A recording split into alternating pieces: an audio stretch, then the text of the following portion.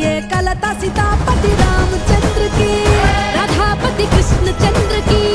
गौरीपति चंद्र चूड़ की, पवन सुत हनुमान की, गौरी पुत्र गणनाथ की, तपोवन गणानंद की, तपोवन गणानंद की, सीतापति रामचंद्र की।